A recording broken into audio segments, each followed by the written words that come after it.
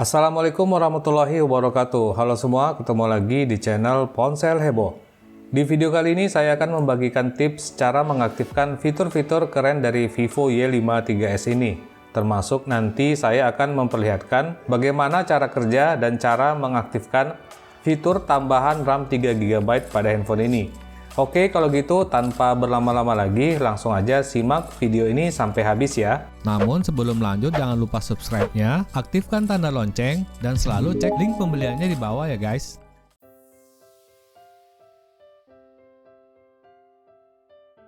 Oke, yang pertama adalah fitur OTG atau On The Go.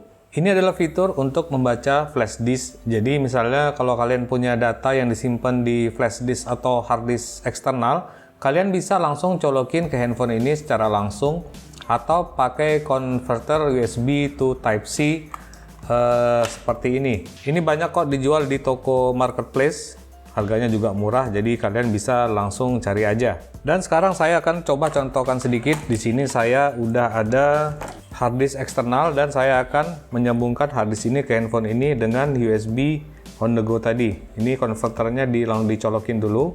Langsung aja dicolokin ke handphonenya.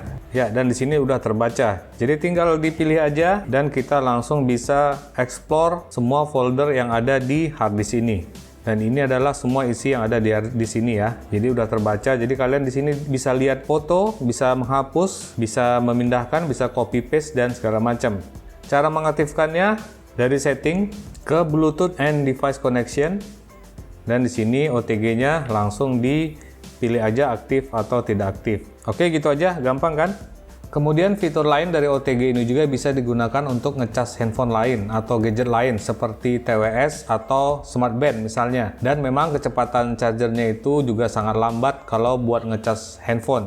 Tapi kalau buat ngecas TWS, Smart Band atau gadget lain dengan baterai yang lebih kecil pastinya sudah lebih dari cukup. Oke, saya akan contoh sedikit.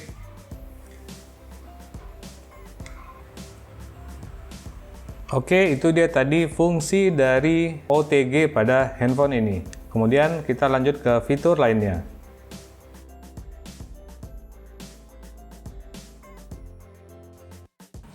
Yang kedua, Ambient Light Effect.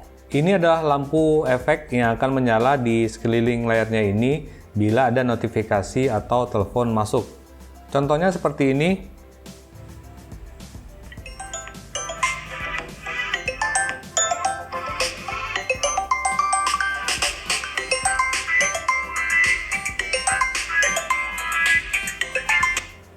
Oke, jadi ini cukup berguna ya, karena handphone ini tidak ada LED notifikasi ataupun always on display. Cara mengaktifkannya dari setting, terus pilih ke dynamic effect dan ambient effect. Di sini bisa diaktifkan on screen display, bisa kita aktifkan atau dikustomisasi waktunya mau menyala itu dari jam berapa ke jam berapa. Bisa juga hanya untuk notifikasi atau ada telepon masuk juga. Dan di sini kita bisa pilih notifikasi untuk aplikasi mana aja yang akan menyala nanti ambient display-nya. Dan terakhir di sini adalah pilihan ambient display-nya. Ada beberapa macam di sini, tinggal pilih aja. Dan juga bisa dikustomisasi seperti warnanya bisa diganti, ada transparansinya, ada lebar dari notifikasinya yang ada di sekeliling layar ini, dan durasinya. Ya gitu aja cara settingnya, lanjut ke fitur yang lain.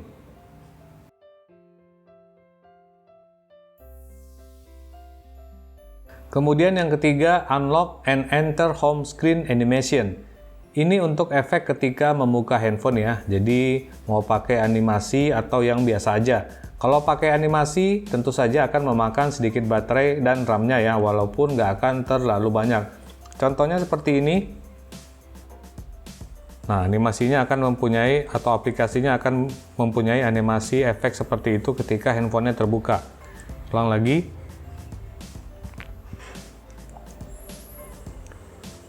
Ya, seperti itu ya. Dan caranya adalah dari setting ke dynamic effects tadi, dan yang kedua di sini adalah unlock and enter home screen animation.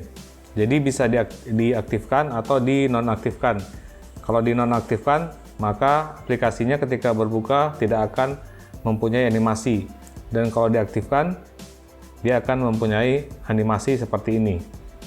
Oke, gitu aja. Lanjut ke fitur yang lain.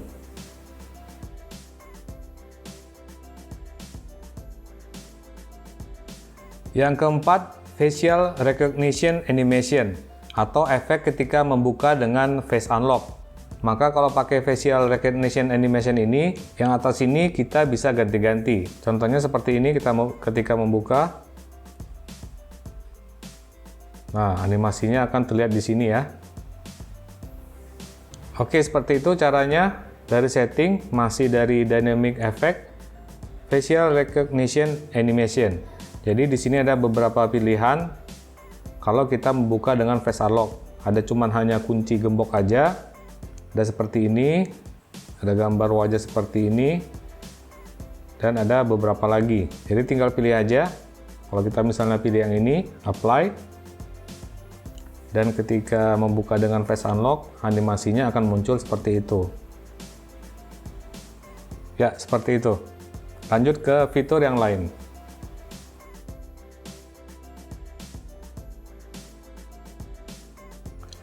Yang kelima, charging animation.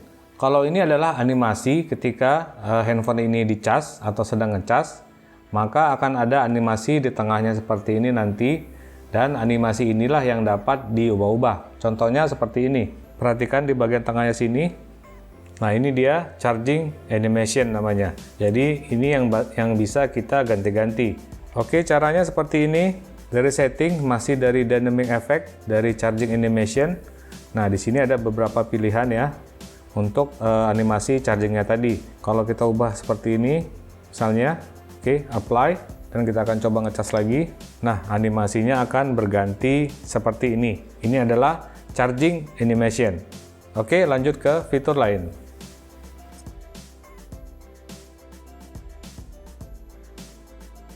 Yang keenam adalah USB inserted animation. Kalau ini adalah animasi ketika USB-nya dicolokin. Di bagian bawah sini nanti ada animasinya.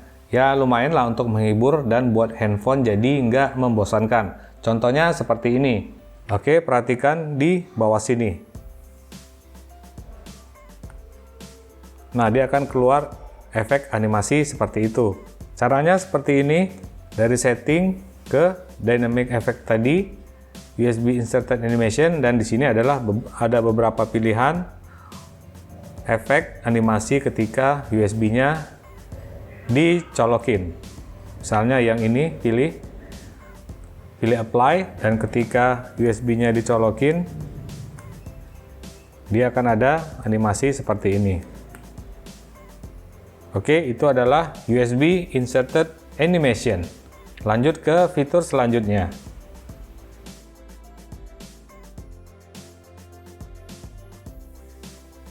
Yang ketujuh, screen on atau off animation. Kalau ini saya lumayan suka ya, karena memberikan animasi ketika handphonenya terbuka. Ini tidak ada animasi ya, dan saya akan mengaktifkan animasinya dulu. Di sini ada beberapa pilihan animasi, dan kalau kita ganti, dia akan berubah dari samping kanan ke samping kiri. Kalau ini dari atas ke bawah. Jadi kita tinggal pilih aja. Contohnya mau pilih yang ini, apply. Nah, akan terlihat animasinya, layarnya ini akan terbuka dari atas ke bawah.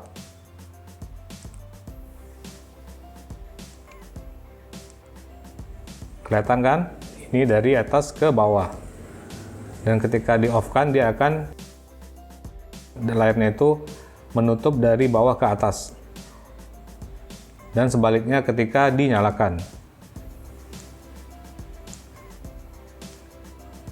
Yaitu dia tadi screen on and off animation.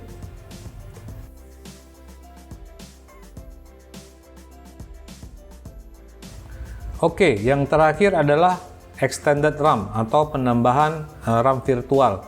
Vivo Y53s ini aslinya mempunyai RAM 8 GB.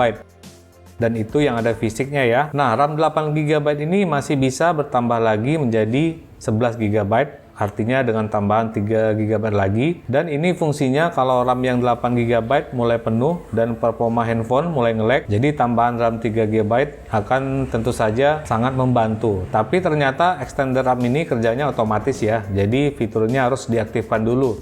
Dan RAM dari storage kalian akan termakan 3 GB. Nanti setelah RAM 8 GB-nya penuh, tambahan RAM 3 GB tadi akan aktif secara otomatis.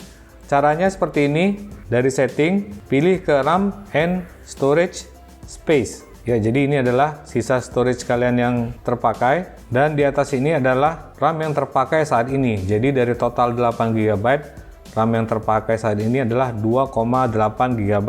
Caranya gampang, tinggal pilih RAM ini yang di atas, dan di sini ada extended RAM. Nah, kalau kita aktifkan, maka RAM yang 3 GB tadi akan bertambah secara otomatis dan akan berfungsi secara otomatis juga kalau RAM yang 8 GB yang ada pada handphone ini sudah mulai penuh. Oke, jadi kalau diaktifkan, handphonenya akan meminta restart. Jadi di restart aja ya. Oke, setelah handphone di restart, maka RAM yang 3 GB tadi akan bekerja secara otomatis kalau RAM utamanya sudah mulai penuh.